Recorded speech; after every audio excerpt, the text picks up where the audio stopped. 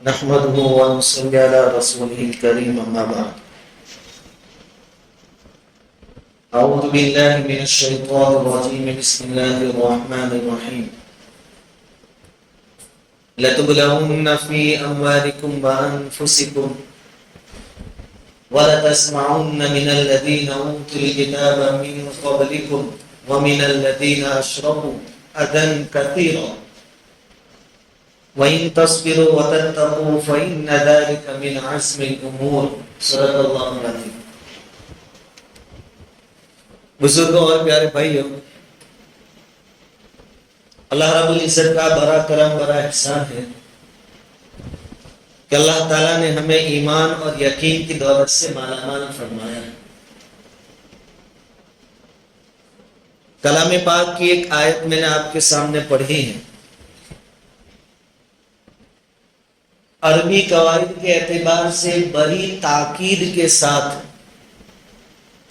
اللہ رب العزت نے اس آیت کریمہ میں ہمیں بتایا ہے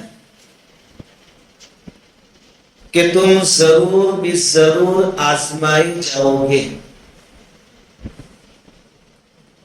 تمہاری جانوں کے ذریعے بھی آزمائش ہوگی، تمہارے مالوں کے ذریعے بھی آزمائش ہوگی. تاکید کے ساتھ، شروع میں لام، آخر میں نون تشدید والا. یعنی ایسا نہیں ہے کہ کوئی آدمی اس دنیا میں آ کر آزمائشوں سے بچ جائے. بیماری وغیرہ سے بھی آزمائش ہو سکتی ہے، اور اگر اللہ نے مال و دولت دیا ہے تو وہ بھی اس کے لیے آزمائش. خیر اور بلائی بھی اس کے لیے آزمائش. دوسری جگہ ارشاد فرمایا کل نفس ذائقۃ الموت وَنَبْلُوكُمْ بِالشَّرِّ وَالْخَيْرِ فِتْنَةً. خیر اور بلائی سے بھی آزمائش ہوگی اور شر اور برائی سے بھی آزمائش ہوگی. آزمائش ضرور ہوگی. دنیا کے بہت سے ممالک اور بہت سی جگہوں میں مسلمانوں کی جانوں کی آزمائش، مال کی آزمائش. آگے اس آیت میں اللہ تعالیٰ فرماتے ہیں وَلَتَسْمَعُنَّ مِنَ الَّذِينَ أُوتُوا الْكِتَابَ مِنْ قَبْلِكُمْ وَمِنَ الَّذِينَ أَشْرَكُوا أَذًى كَثِيرًا. آزمائش کا ایک طریقہ یہ بھی رہے گا کہ تم اہل کتاب کی طرف سے، یعنی عیسائی اور یہودیوں کی طرف سے اور مشرکین کی طرف سے زبانی طور پر تنگ اور پریشان کیے جاؤ گے. یعنی وہ ایسے طعن و تشنیع کریں گے، ایسی ایسی باتیں تم کو سنائیں گے جس سے تمہارے دلوں میں دکھ ہو، درد ہو، غم ہو. ایسی باتیں تم کو ان سے سننے کو ملے گی. اسلام کے بارے میں، اللہ رب العزت کے بارے میں، نبی کریم صلی اللہ علیہ وسلم کے بارے میں، شریعت کے دوسرے احکام کے بارے میں ایسی ایسی باتیں سننے کو ملے گی کہ آپ کو تکلیف ہو. ان کی طرف سے من اہل الکتاب، یہودی اور عیسائیوں کی طرف سے، ومن الذین اشرکوا، اور مشرکین کی طرف سے. اور یہ چیزیں آج ہم اپنی آنکھوں سے دیکھ رہے ہیں اور اپنے کانوں سے سن رہے ہیں. ایسے میں ہمیں کیا کرنا ہے وہ قرآن نے آگے بتا دیا. وَإِن تَصْبِرُوا، اگر آپ نے صبر کیا، وَتَتَّقُوا، اللہ سے ڈرتے رہے، فَإِنَّ ذَلِكَ مِنْ عَزْمِ الْأُمُورِ، یہ بڑے جگر گردے کے کام ہیں. آپ کو صبر کرنا ہے، تقوی کے ساتھ اپنی زندگیوں کو گزارنا. کئی موقعوں پر زبانی طنز اور زبانی ذریعے حملے کیے گئے. صلح حدیبیہ کا جو معاملہ ہوا اس میں صلح نامہ لکھا جا رہا تھا. حضور صلی اللہ علیہ وسلم نے فرمایا لکھو بسم اللہ الرحمن الرحیم. تو مشرکین مکہ نے کیا کہا کہ ہم اللہ کو جانتے ہیں لیکن یہ رحمان اور رحیم کو ہم نہیں جانتے. اللہ تعالیٰ نے آیت نازل فرمائی قُلِ اللَّهَ عَبِدُ الرَّحْمَنِ، اللہ کہو، رحمان کہو، فَلِلَّهِ الْأَسْمَاءُ الْحُسْنَى، اللہ کے بہت سارے نام ہیں. کہا کہ نہیں ہم نہیں جانتے، صرف اللہ لکھو. تو رحمان اور رحیم جو لکھا تھا اس کو کینسل کروایا، یہ نہیں چلے گا. معاہدے میں پہلی پارٹی میں نام حضور صلی اللہ علیہ وسلم کا تو محمد الرسول اللہ. کہا کہ محمد آپ کا نام ہے وہ تو ہمیں معلوم ہے لیکن ہم آپ کو رسول نہیں مانتے. ہم آپ کو رسول مانتے ہیں تو پھر یہ لڑائی جھگڑے کائی کو ہوتے ہمارے بیچ میں؟ یہ رسول اللہ نکالا تو رسول اللہ باقاعدہ مٹایا گیا. ایسے کئی موقع آئے جس میں صحابہ کرام نے صبر کیا. کبھی کبھی صحابہ کرام بھی تو انسان تھے, کبھی کبھی ایسا ہوتا کہ تھوڑے آپس سے باہر ہو جاتا. اللہ تعالیٰ نے قرآن پاک میں آیت نازل فرمائی, من ذا الذی یقرض اللہ قرضا حسنا, کہ جو کوئی اللہ کے راستے میں خرچ کرے گا وہ ایسا ہے جیسا کہ اس نے اللہ کو قرض دیا. اس مثال کے ذریعے یوں سمجھانا مقصود تھا کہ جیسے قرض واپس کیا جاتا ہے, تمہارا خرچ کیا ہوا مال بھی اللہ کے وہاں تم کو واپس ملے گا اور بڑھا چڑھا کر ملے گا. تو صدیق اکبر رضی اللہ تعالیٰ عنہ کے سامنے ایک یہودی ایسا بولا کہ ان اللہ فقیر, دیکھو تمہارا اللہ تو پیسے مانگتا ہے, قرض مانگتا ہے, وہ تو فقیر ہے. ونحن اغنیاء, ہم مالدار ہیں. اللہ کی شان میں گستاخی ہے. حضرت ابوبکر صدیق رضی اللہ تعالیٰ عنہ سے برداشت نہیں ہوا, انہوں نے اس یہودی کو ایک تھپڑ مار دیا. اس یہودی نے حضور سے شکایت کی. اس وقت یہ آیت کریمہ نازل ہوئی مسلمانوں کے لیے, ایمان والوں کے لیے, کہ زبانی آزمائش بھی ہوگی, تمہاری چھیڑ چھاڑ کی جائے گی, لیکن اس وقت بھی آپ کو آپے سے باہر نہیں ہونا ہے, آپ کو صبر کرنا ہے, آپ کو ایمان پر ڈٹے رہنا ہے, جمے رہنا ہے.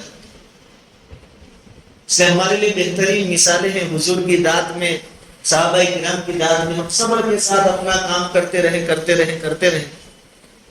تو ایک کرنے کا کام تو یہ ہے کہ ایسے مشکل حالات میں صبر کو اپنے ہاتھ سے نہ جانا. دوسرا کام کہ بالکل ڈر کر زندگی بھی نہ گزارے.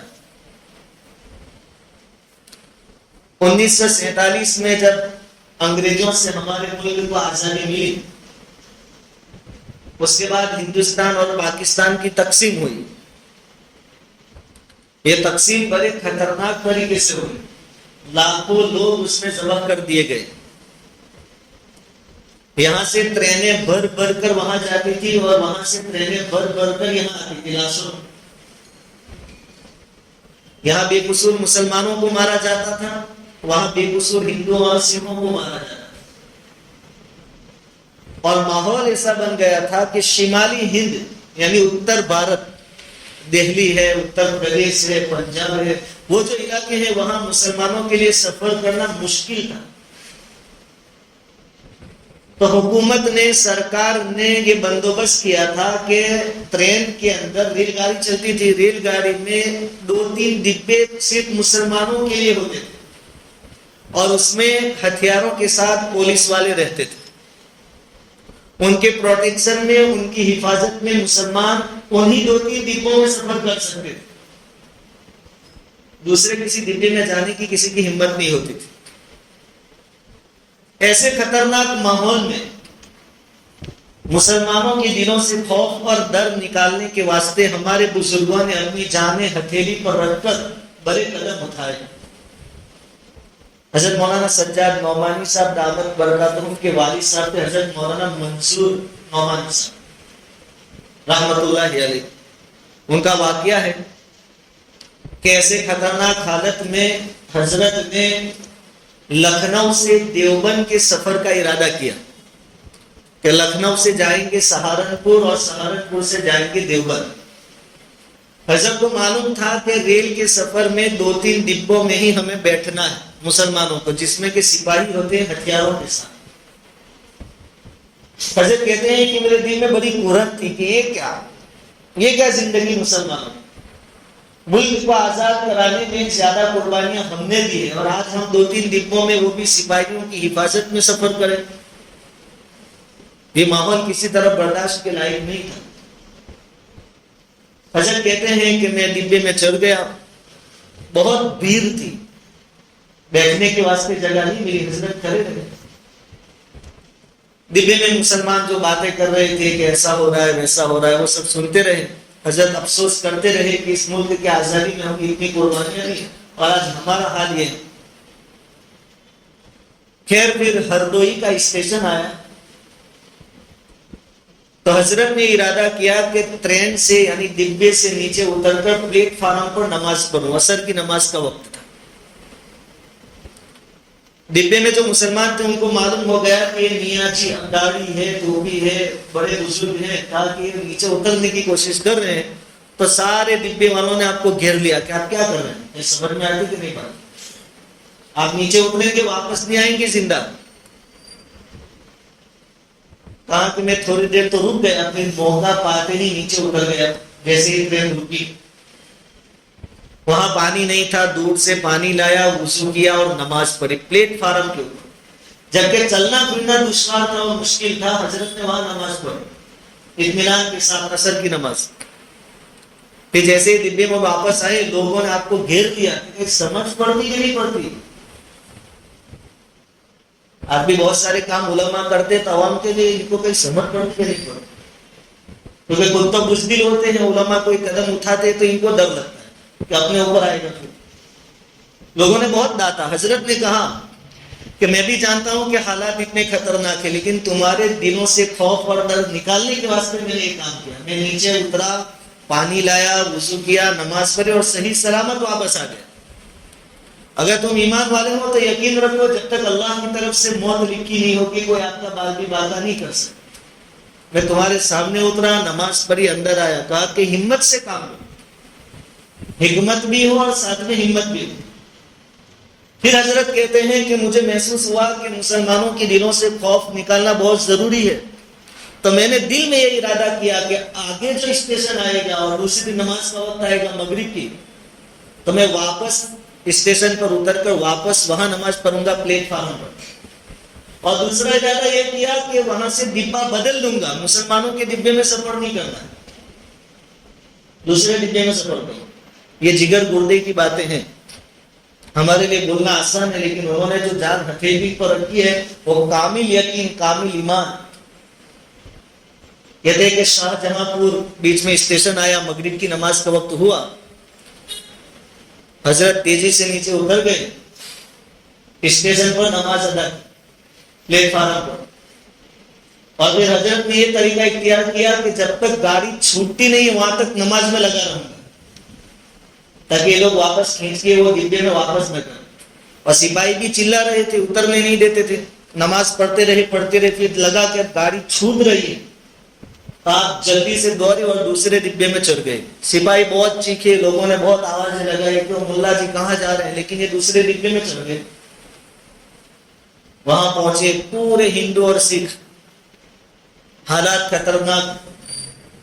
वो भी डिब्बा पूरा भरा हुआ था, बैठने की जगह नहीं थी। हजरत को देखकर सब परेशान, और कई ने इरादा किया कि मुल्ला इधर कहां से आ गया, इसको निमटा दे।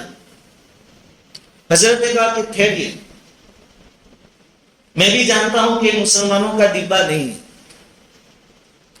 लेकिन मैं इसलिए आया हूं कि मुझे उम्मीद है कि इंसानियत अभी जिंदा है, हर कोई बुरा नहीं। अगर यहां मेरे साथ ये सलूक होगा तो तुम में और जानवरों में कोई फर्क नहीं। मैं इंसानों की तलाश में आया हूं, मुझे उम्मीद है कि इंसानियत अभी बाकी है। और दूसरी बात यह कही सबके सामने कि मेरा ईमान और अकीदा है कि जब तक अल्लाह ने, ऊपर वाले ने मेरे लिए मौत नहीं लिखी होगी, आप मेरा कोई नुकसान नहीं कर सकते। ये बातें किसके सामने कही जा रही है? गैरों के सामने। कैसे हालात में? खतरनाक हालात। इनकी बातें सुनने के बाद जो बड़े बुजुर्ग होंगे उस डिब्बे में, उन्होंने भी कहा कि भाई सारे मुसलमान तो ऐसे नहीं होते, इन्होंने तो कोई कसूर किया नहीं, हम इनको क्यों मारेंगे। फिर हजरत की तकरीर हुई, बातचीत की कि भाई इंसान बनो, इंसानियत अपनाओ, तब तक ऐसे लड़ते और मारते रहेंगे एक दूसरे। लोगों पर असर हुआ। फिर हर कोई चाहता था कि हजरत हमारे बाजू में आकर बैठे सीट पर। हजरत कहते कि एक बड़े मियाँ थे, बूढ़े मियाँ, उनके पास जाकर मैं बैठ गया। फिर डिब्बे में शांति हो गई। फिर आगे बरेली का स्टेशन आया। हजरत कहते हैं कि जैसे गाड़ी रुकी, वो जो डिब्बा था मुसलमानों का, वहां के सिपाही दौड़ते हुए आए मुझे पकड़कर वहां ले जाने के वास्ते। और बहुत सारे मुसलमान भी वो डिब्बे में से आए कि वो मुल्ला जी जिंदा हो तो वापस ले जाए। आकर देखा तो ये तो सही सलामत थे। तो बहुत सारे लोग जिनको मोहब्बत थी वो आपको डांटने लगे कि कहीं समझ में आती है कि नहीं बात, कैसे आदमी है, हालात कैसे खतरनाक है, आप क्या कर रहे हैं। कहा कि देखो मैं जिंदा हूं अभी, اور وہ جو سپاہی تھے پولیس والے تو انہوں نے کہا کہ چلیے آپ, تو وہ جو ڈبے میں ہندو لوگ تھے انہوں نے کہا کہ نہیں ملا جی ہمارے ساتھ رہے, اور آپ کا سامان وہ لوگ ہندو لوگ جا کر اس ڈبے میں سے لا کر یہاں رکھ دیا, کہا کہ ہمارے ساتھ رہے. اس طریقے سے حضرت پہنچے سہارنپور رات کو 3 بجے. اب یہاں سے دوسری ٹرین میں آپ کو جانا ہے دیوبند, اور وہ ٹرین آتی تھی پنجاب سے, اور سب سے زیادہ اثر والا علاقہ پنجاب کا تھا تقسیم کے وقت, کہ وہاں سے سکھوں کو اور ہندوؤں کو مار کر ادھر بھیجا جاتا تھا, اور یہاں سے مسلمانوں کو مار کر ادھر بھیجا جاتا تھا. صبح تک حضرت ویٹنگ روم میں رہے, اور بیٹھے بیٹھے یہاں بھی یہ ارادہ کیا کہ مسلمانوں والے ڈبے میں ہمیں نہیں بیٹھنا ہے, بیٹھیں گے تو غیروں والے ڈبے میں, کیونکہ در در کر زندگی کب تک گزاریں. ویٹنگ روم میں انتظار کرتے رہے, گاڑی جب چھوٹنے لگی تو دوڑ کر دوسرے ڈبے میں چڑھ گئے, اور وہاں دیکھا تو سکھ تھے, وہاں بھی ہندو لوگ تھے, 2-3 نوجوان آپ کو مارنے کے واسطے. اللہ تعالیٰ نے وہاں یہ انتظام کیا کہ 2 سکھ کھڑے ہو گئے, اور حضرت کو اپنے بیچ میں جگہ دے کر بٹھا لیا, اور کہا کہ ایک بھی آگے نہیں بڑھے, ان کا کیا قصور ہے, تمہارے ساتھ جو سلوک کیا گیا وہ وہاں کیا گیا, انہوں نے تھوڑی کیا, آپ ان سے بدلا لو, ان کو کیا لینا دینا, یہ اللہ کی طرف سے انتظام. پھر حضرت نے وہاں بھی لوگوں کو سمجھایا کہ بھائی ہم بھی مانتے ہیں کہ سارے مسلمان ایسے نہیں ہوتے, اور تم بھی مانتے ہو سارے ہندو ایسے نہیں ہوتے, انسانیت زندہ رکھے. حضرت کہتے ہیں کہ اگر یہ طریقہ اختیار نہ کیا گیا ہوتا اور مسلمان در در کر زندگی گزارتے اور وہی 2-3 ڈبوں میں ان کا سفر رہتا, تو ایک عام ماحول بن جاتا پورے ملک, اور بزدلی چھا جاتی. اس لیے ایسے وقت میں حضرت نے لکھا ہے کہ اس وقت میرے دل کی جو کیفیت تھی میں جانتا ہوں, میرا اللہ جانتا ہے. میں نے بھی مان لیا تھا جب وہ سیخ وغیرہ مارنے کے واسطے کھڑے ہوئے کہ اب میری موت کا وقت آ گیا, لیکن پھر اللہ نے آگے کا پورا انتظام کر دیا, اور اطمینان سے آپ کا سفر پورا ہوا. پھر دہلی بھی جا کر چاندنی چوک میں اور جہاں جہاں کوئی نہیں جا سکتا تھا حضرت گھومے, قیادت گھومے. ایسے نازک موقع پر, نازک حالات میں ہمت, اللہ کی ذات پر یقین, اور ساتھ میں حکمت عملی, یہ تمام چیزیں ہونی چاہیے. اور تیسری سب سے بڑی چیز جس کی ضرورت ہے, آپس میں اتفاق, آپس کا جوڑ مسلمانوں کا. آج جہاں کہیں مسلمانوں کو نقصان ہو رہا ہے وہ آپس کے توڑ کی وجہ سے ہو رہا ہے. عرب ممالک ہر ملک اپنے دوسرے مسلمان ملک سے لڑ رہا ہے. یہ ساری سازشیں یہود, عیسائی اور مشرکین کی ہے. ہمیں ہوش میں آنے کی ضرورت ہے, حکمت سے کام کرنے کی ضرورت ہے, آپس میں مل جل کر رہنے کی ضرورت ہے. حضور صلی اللہ علیہ وسلم نے تو مسلمان کو ایک جسم قرار دیا کہ مسلمان دنیا میں کہیں بھی رہے ایک جسم کی طرح ہے. جسم ایک ہے, یعنی اگر سر میں درد ہے تو پورے بدن کو اس کی تکلیف محسوس. جہاں لاکھوں بے قصور مسلمان بچوں کو ذبح کیا جا رہا ہے, عورتوں کو مارا جا رہا ہے, جن کا کوئی پرسان حال نہیں ہے, لیکن ہم پر تھوڑا بھی فرق نہ پڑے تو سمجھ لو کہ ایمانی حمیت, ایمانی غیرت ہمارے دلوں سے رخصت ہوتی. ہم کیا کر سکتے ہیں, ان کے لیے دعائیں کر سکتے ہیں, دعا بہت بڑا ہتھیار. ہم کیا کر سکتے ہیں, ان کے لیے صدقات خیرات کر سکتے ہیں. ہم کیا کر سکتے ہیں, آپس میں جوڑ پیدا کر سکتے ہیں. یہ نماز جماعت کا کیوں, شریعت نے جماعت کا حکم کیوں دیا؟ شریعت یہ بھی کہہ سکتی تھی کہ جس کو جب نماز پڑھنی ہو اپنے اپنے حساب سے پڑھ لے, لیکن سب کو کام دھندے چھوڑ کر مسجد میں آؤ, کندھے سے کندھا ملا کر کھڑے رہو اور جماعت کے ساتھ نماز پڑھو, تاکہ تمہارے آپس میں جوڑ پیدا ہو. پوری دنیا میں رمضان ایک ہی وقت میں, ایسا بھی ہو سکتا تھا کہ بھائی سب ملک والوں کو اختیار دے دیا جاتا کہ آپ کو جب ٹھنڈی کے موسم میں آپ روزے رکھ لینا, آپ انڈیا والے گرمی ہو تو مت رکھیے, ٹھنڈی میں رکھ لینا. سب کو ایک ساتھ روزے رکھوائے جا رہے, سب کو ایک ساتھ نماز کے لیے جماعت کے لیے یہاں مسجد میں جمع کیا جا رہا ہے. سب کا مقصد ایک ہی ہے کہ آپس میں جوڑ پیدا, اور اگر جوڑ اور اتحاد اور محبت ہوگی تو انشاءاللہ تعالی ہمارے قدم مضبوط رہے. پوری بات کا خلاصہ یہ ہے کہ قرآن ہمیشہ کے لیے ہے, آج کے دور کے لیے بھی ہے کہ ہمیں کیا کرنا ہے ایسے حالات میں. وَإِن تَصْبِرُوا, کہ آپ صبر کریں, وَتَتَّقُوا, اور تقوی کے ساتھ زندگی گزارتے رہیں. فإن ذلك من عزم الأمور، یہ جگر گردے کا کام ہے اور یہ کرنے کا کام ہے. تعلق تشریح ہو، کچھ بھی ہم کو کہا جائے ہم صبر سے کام لیں، اپنا تعلق اللہ تعالیٰ سے مضبوط کریں اور تھوڑی ہمت بھی رکھیں، بزدلی اپنے پاس نہ آئے. اور تیسرا کام ہے آپس میں اتفاق کی کوشش کریں. اللہ تعالیٰ کی سنی باتوں پر عمل کی توفیق دے.